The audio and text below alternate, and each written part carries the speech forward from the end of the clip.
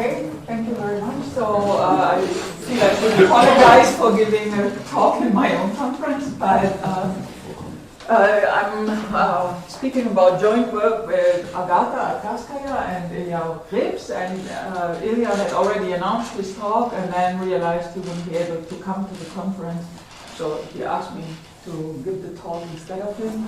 And even though I don't look very much like him, maybe, I will try my best to give this talk. So it's joint work with Atkarskaya. She's there. Atkarskaya. And Ilya. So to remind you of the history behind the talk, Burnside asked in 1902 whether every finitely generated question of finite exponent is necessarily a finite group. Is every finitely generated question group, finitely generated group of finite exponent necessarily finite?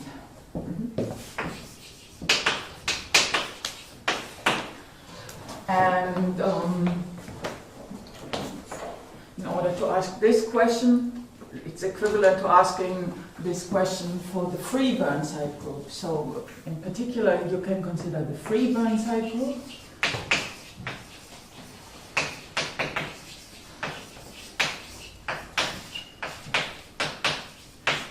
You take the free group in M generators and you mod out everything that has exponent M. So Fn, free group of rank M, and M is the normal subgroup generated by all M powers.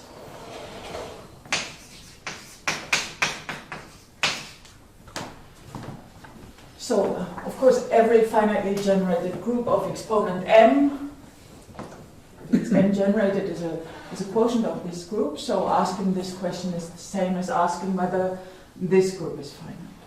So there are some easy cases, namely if you ask for exponent 2, then clearly the answer is yes, because it's just a finite elementary abelian 2 group. So the answer is yes for M equals 2. And also, if the exponent is 3, then the group is two-step nilpotent, so it will be finite. So for n at least 1, this group is finite. On the other hand, Adyan and Novikov showed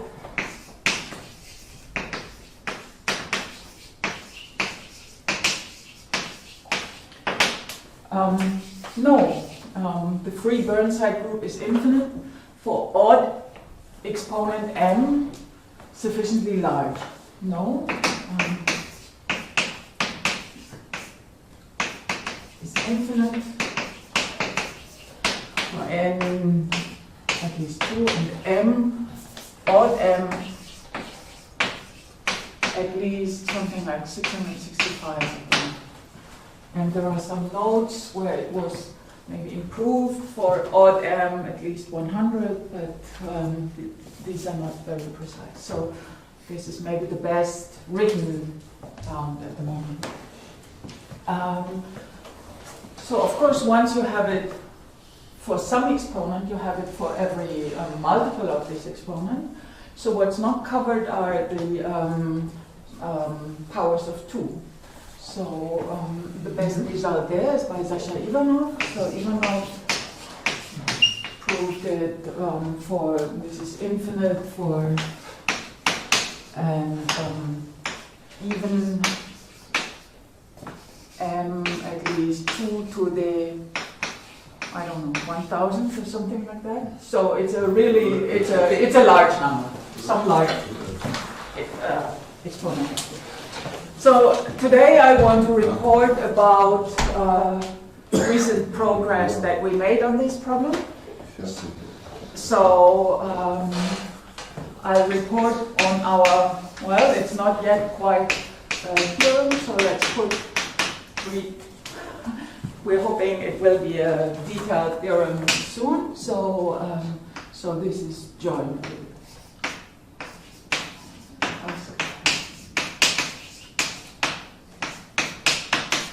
And so I'll report what we can say. So this is infinite for n at least 2 and odd m and odd n at least.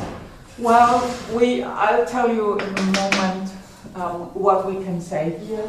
The current lower bound that we are approaching is something between, let's say, 17 and 75 in this range, something like that, and I'll say how this comes about.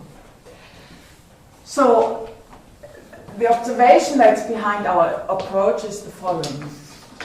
Observation. It suffices to prove the following. It suffices to prove the following claim.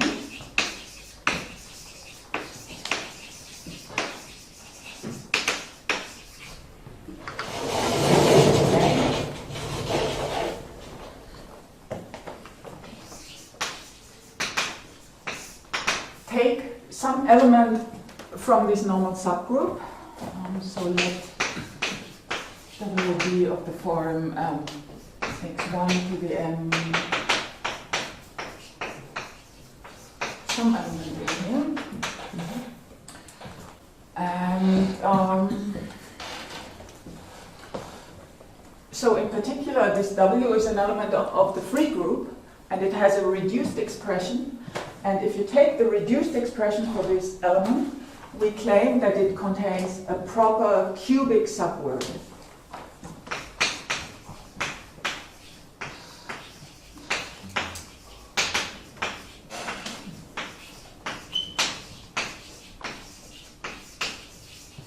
Cubic subword.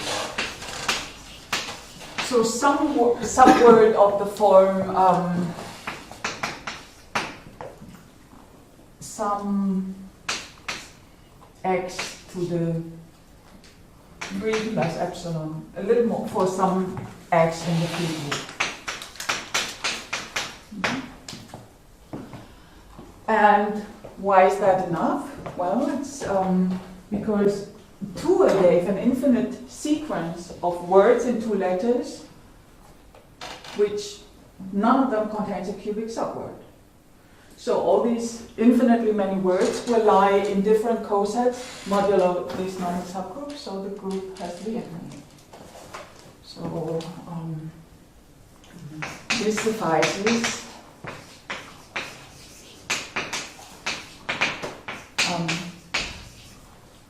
to a infinite sequence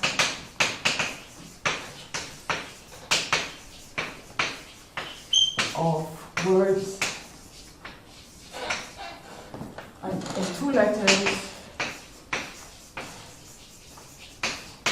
which are cube free.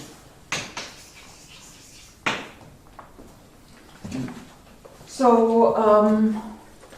now how do we prove this claim here? So this is the claim that we have to prove, obviously. So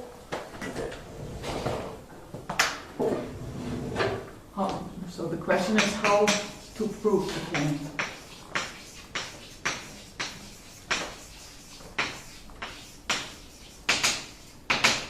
This claim here. So we want to prove something about the reduced expression for W. So we know W can be written in this form, but of course this need not be reduced. If it was reduced, of course, we'd be done, right? I mean, then we could all see a cubic subword for m sufficiently large. So how do we do this?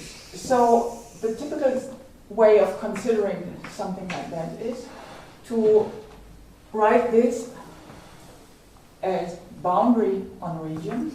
Next one.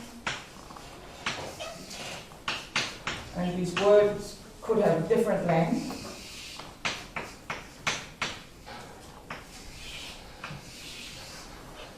Etc.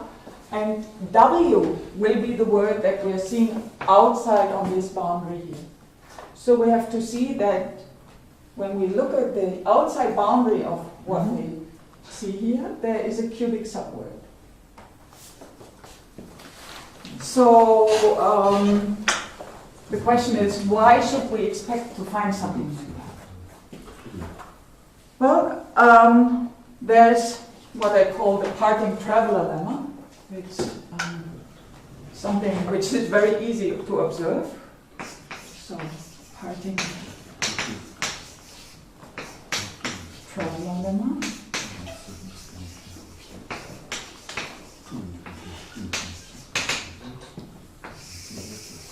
Suppose you have two words in the free group,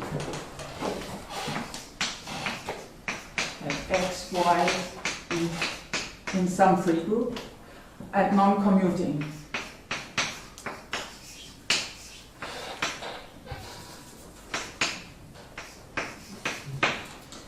Now you can write this word X again and again. X, X, X, X, X as a long word.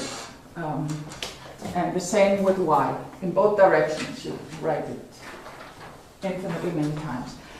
And suppose you have a common subword which appears in both this X infinity and Y infinity.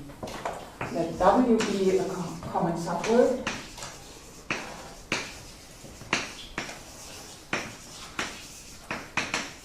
In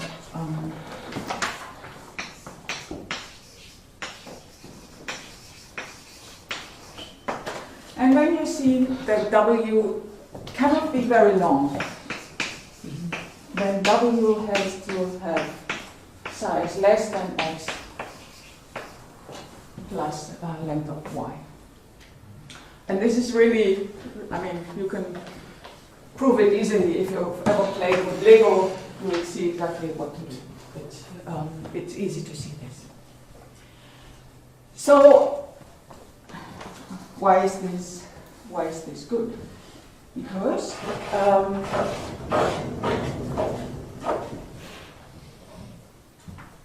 as a corollary of this, we see the following. If the word which we are considering consists of x1 to the m up to xk to the m, where the xi's all have approximately the same size.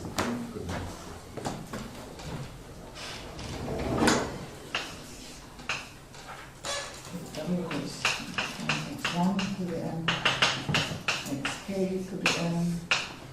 All the xi have approximately the same size, and m is at least 13. Then the claim holds.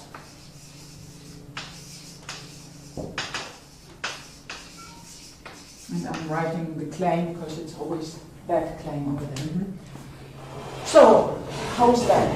I already drew this picture here. There is old result. Essentially, it follows from Euler's formula.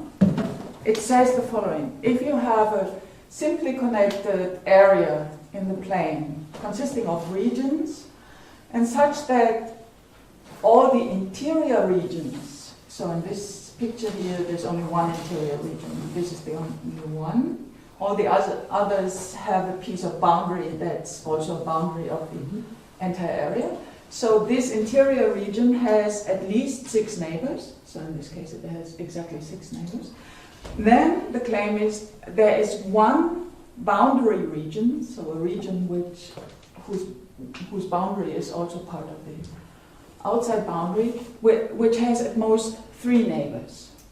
So in this picture you see, for example, this boundary region has exactly 2 neighbors, so we've already found one with at most 3 neighbors. you see, not every boundary region needs to have at most 3 neighbors. This is 4 neighbors, this has 5 neighbors. But the claim is, if every interior region has at least 6 neighbors, you find one boundary region with at most 3 neighbors. So this follows from Euler. And now, of course, if for some reason you can estimate the length of the common boundary between 2 regions as less than 1/6, 1/6, then it follows from this, if all these pieces are at most 1/6 part of the boundary, it follows from this that there is a region where you see at least half of the boundary on the outside. So it's very elementary, of course. So this is essentially from Euler's formula, and it's very nicely written in the book by Lemma and Schuck, so it's very clearly presented there. So it would be nice to have something like that, and you see why this corollary holds. If the xi and xj are more or less the same size, then this lemma says that the common boundary parts is at most 2 periods of xi and xj. Mm-hmm. So if the exponent is at least 13, then this is at most 6. 1/6, sorry. So you see that in that situation we have exactly what we need in order to conclude. But of course that's a very special case. But at least it's a start. So what do we do in order to prove the general case, to prove the claim in general? So I have to. I have to. No, I'm German. I can do it.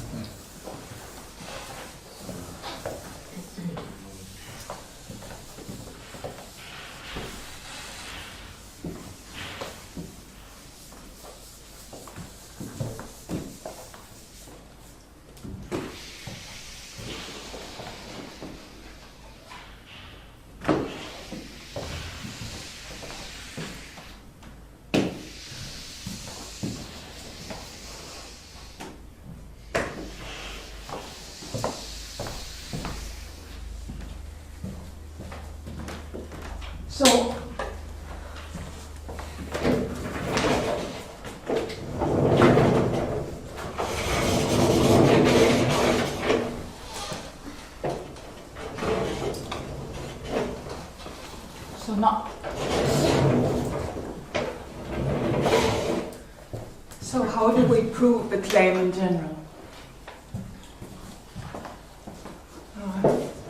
Essentially 2 steps. In the first step, we take a more efficient set of generators for our normal subgroup. So find good generators.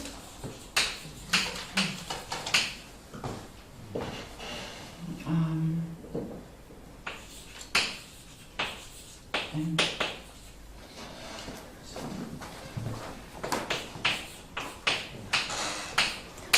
for x in some set of canonical words that we want. And what are the properties of these canonical words?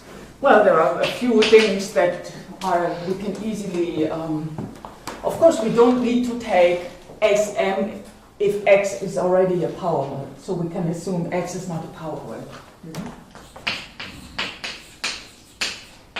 Not a power word.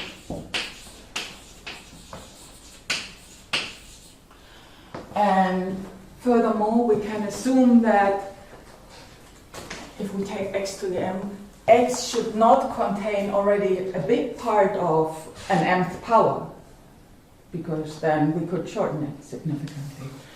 So each in the set does not contain subword of the form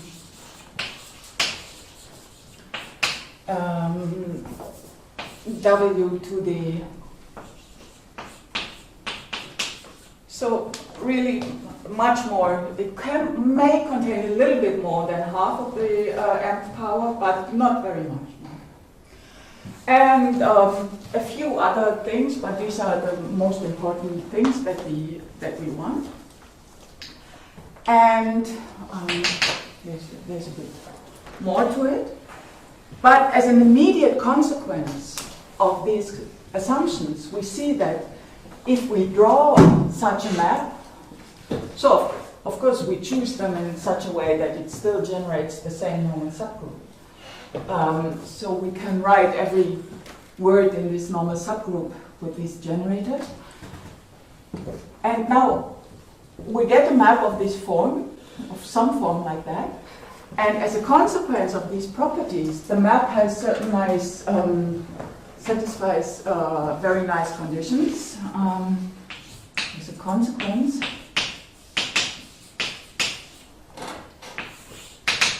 for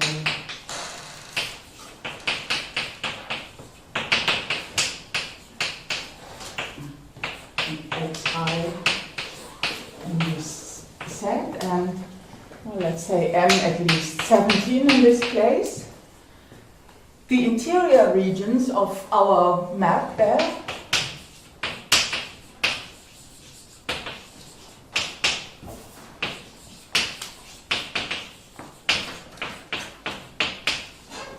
satisfy, well, two conditions that I want to call the condition 0, 7. What does it say? So this says if the region xi to the m has no bigger neighbor, then it needs at least 7 neighbors. So the 0 says no bigger neighbor, and the 7 says at least 7 other neighbors. So if xi to the m has no bigger, and here just referring to the length for now, no bigger neighbor, then at least 7 neighbors.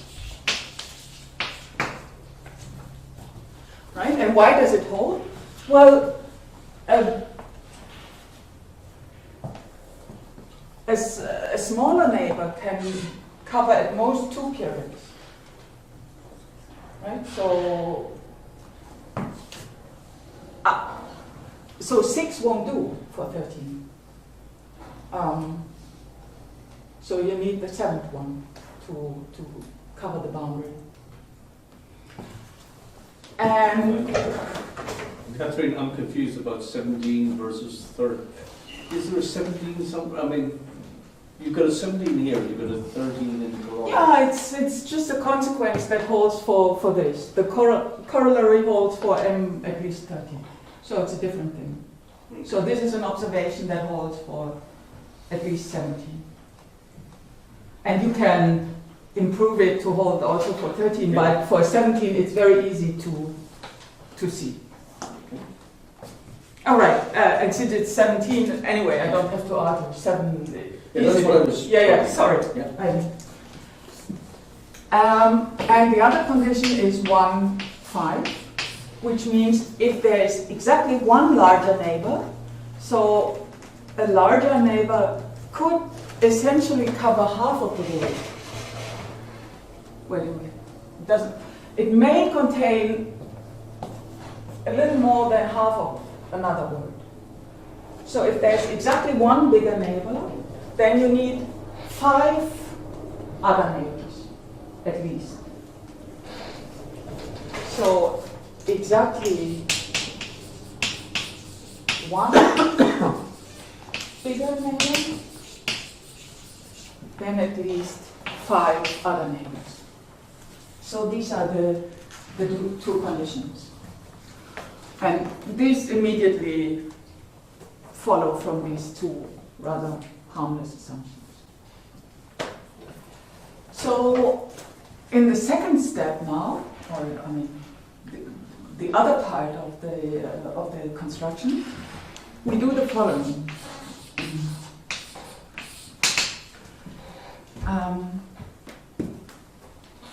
Maybe I should draw another map here. We have large ones and smaller ones and very large ones and tiny ones.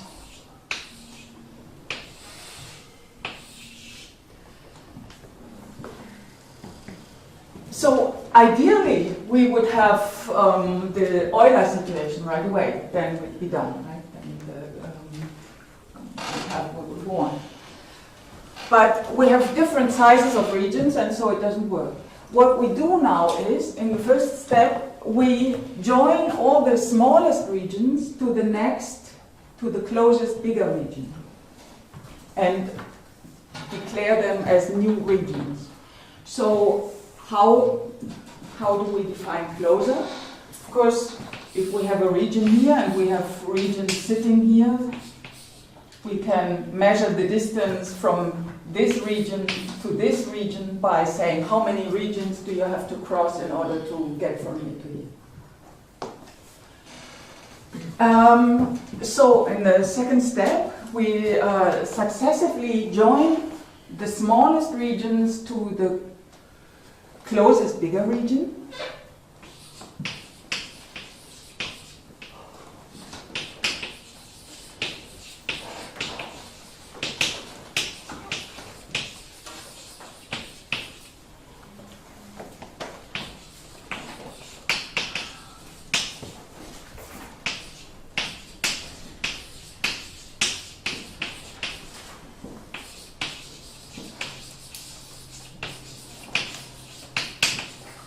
And if there are two at the same distance, you join it to the bigger one.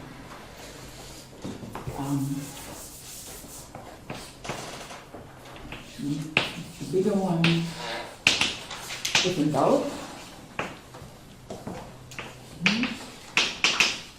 If there, for example, you can have a small region which is a neighbor to these three regions, and then you join it to the biggest one. And now what we have to prove is that when we join the smallest regions to the closest bigger neighbor, that these conditions, these two conditions are preserved.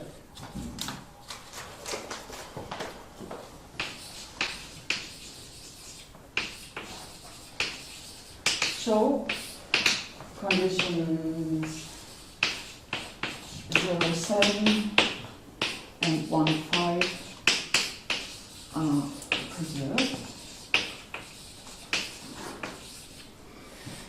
What do we mean by that? I guess I should write the board.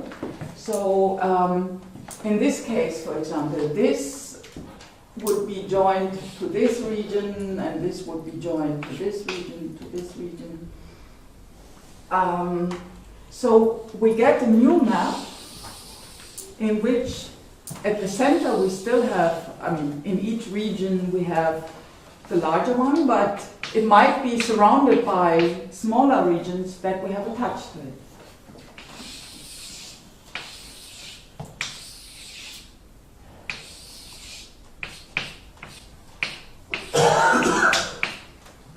And we have to show that these conditions are nevertheless preserved. Now, in this situation, it doesn't make sense to talk about the size of the region anymore.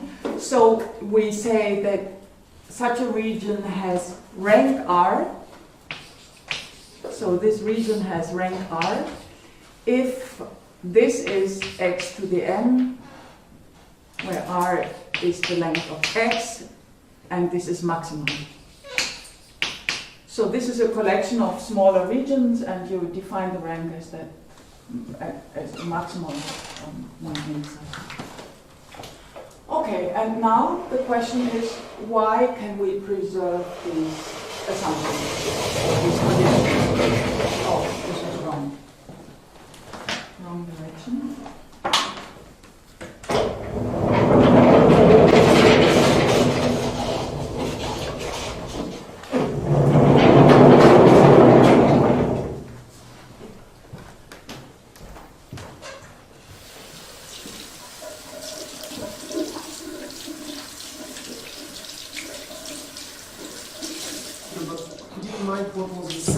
the region? What? What was the size of the region? Just the length of this. If this is x to the, if this is x to the m, then this is longer than this. If The length of x. if x is longer than 0. Okay.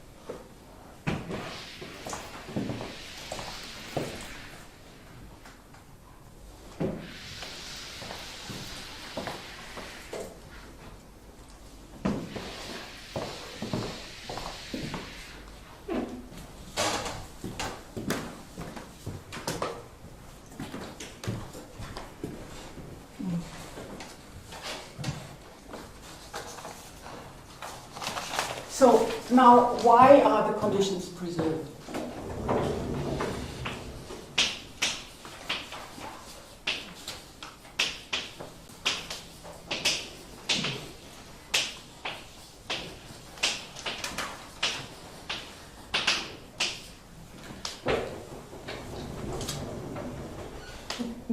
Somehow the conditions almost take care of themselves. So let's look at the condition 1,5. So we have a larger region and we have, suppose we have 3 small neighbors sitting here on this. Then this middle one has 1 large neighbor and already 2 small neighbors, so it needs 3 more small neighbors. So clearly it cannot have a neighbor sitting like this, because then it cannot have any more small neighbors. So this is out of the question. The only way this can happen is that there's 1 neighbor sitting here, and then 2 more, maybe like this. But now you see immediately, with the argument like before, that you can't have a large region sitting here. Because if you look from this side, it looks exactly like the picture that I just said is impossible. So this cannot happen.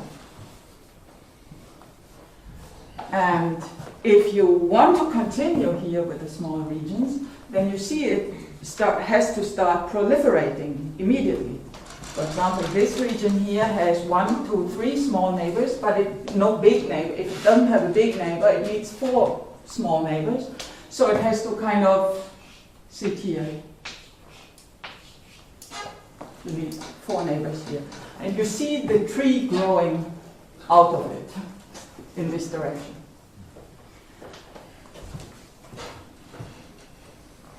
So you see that if this is going to be an inner region, an interior region of our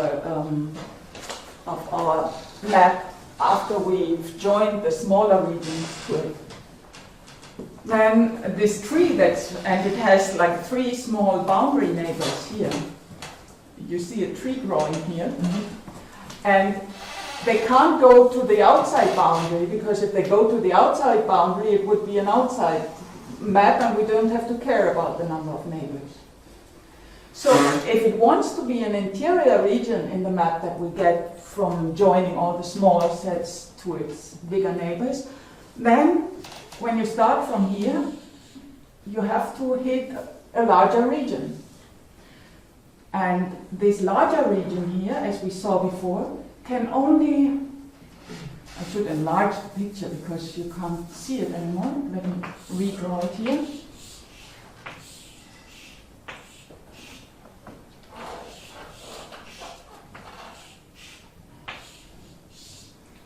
So we have to have two neighbors here and more neighbors here. But the bigger region that it hits can only cover a small part of this, because otherwise, with the same argument as before, these regions don't have enough neighbors. So, you see that the part of the boundaries that project to each other between these bigger regions can only be a very small part. So in the picture here, you see if this is an interior region and you have this covered by small regions, then all these things have to go and hit some large region, unless it's a boundary region. Which says that you automatically, from this property, have to get many neighbors. So it will be preserved, so to speak, on their own. One more thing that follows immediately from this proliferation is that the layers that you get, if you start here, and so you start with a large region and you look at you look at all the small regions that directly touch this. And now you could wonder what happens with the ones that have distance 2 from this. Could it happen that we have something like a hole here? And then you see exactly what the same kind of argument is here, that it's impossible because the neighbors have to fill up in this way and someone here won't have enough neighbors. So you see that when you put these layers, it'll always be very nicely behaved.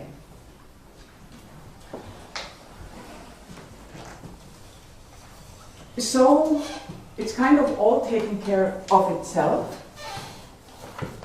One thing one has to consider, of course, here I told you, I showed you how immediately you see that there can't be, you can't have the situation that two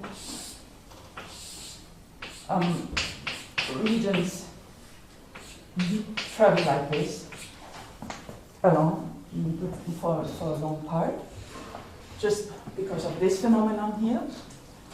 But of course, we can still have them travel along with one layer between them.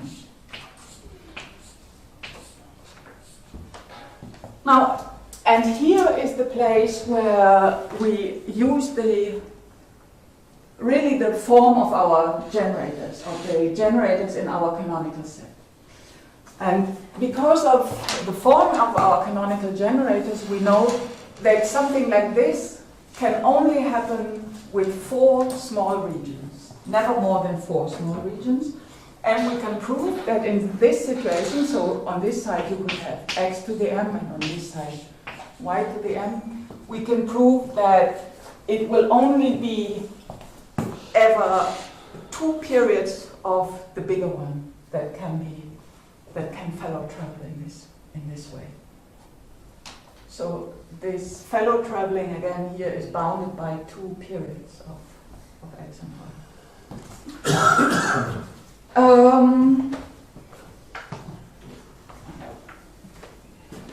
So as a result, we see that when we look at these derived maps, we can kind of see that we have to have enough neighbors just because of this phenomenon here. But this, of course, requires us to know how much of this can be captured by this. So these are the estimates that we're in the process of writing down completely. So I showed you that if all the words, if all the xi have essentially exactly the same then, it follows immediately. For if we have 2 sizes of regions, we can also prove it for the exponent 17. And now for the higher, if you have more sizes and you have to take care of more of these steps, what we still have to do in more detail is estimate the length that such a region can fellow travel. But it's a very inductive setup, so it's a very fractal picture that you see. So in the first step, these were just the smallest regions that we attached to this. So in the next step, again, we will take the regions of the smallest rank and attach them to the bigger ranks. But now the smallest rank regions that we have now may not necessarily be original regions. They could already have things like that. But because of this fellow traveler lemma, we can, or party traveler lemma, they can never fellow travel for very long. So we get reasonable estimates on the part that they can, that these derived regions can touch, how much they can have common touch. And it's important to note we're measuring the common touch with respect to the region that gives its rank. So we are measuring how many periods we are consuming of the highest region inside this derived thing. And well, I calculated a few things. So the question is, how good can we get this bound here between this and this? And with my calculation, so if we can only get 8 periods as a bound here, which I think is the worst case that we should be able to prove, we get exponent 65, and if we can prove 4, that we have 4 periods, then we should have 33, and with more work, we should get down quite a bit. So it's a matter of zooming in and calculating how far things can follow travel. And so I spoke very fast and I'm already finished.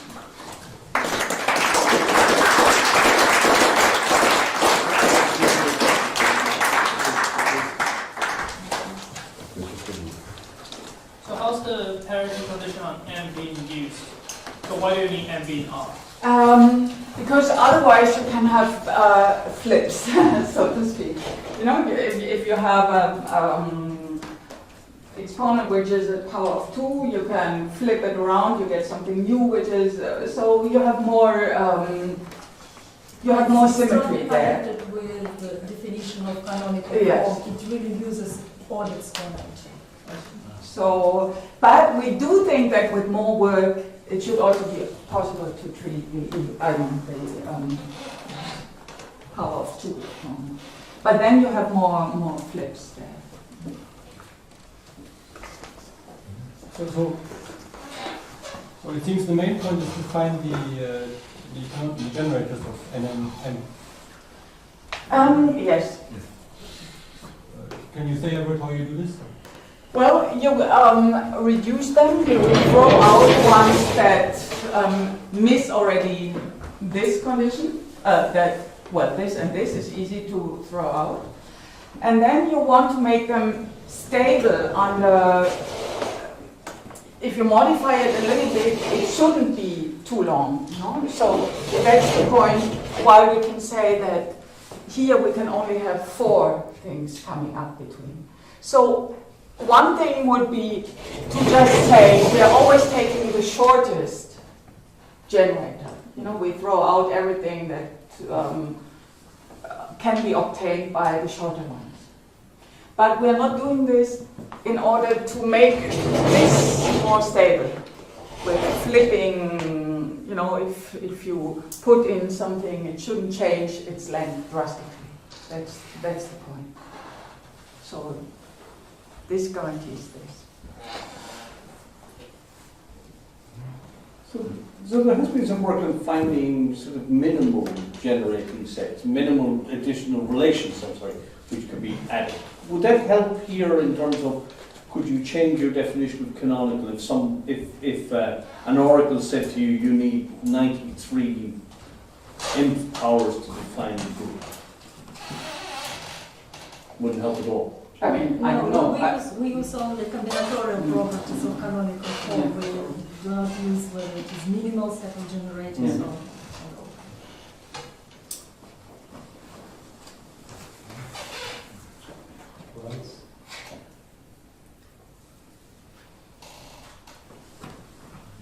So we have a 40-minute coffee break after Harald's lecture, and then there's a reception, which means having snacks and drinks, including alcoholic. And, yeah. Thanks.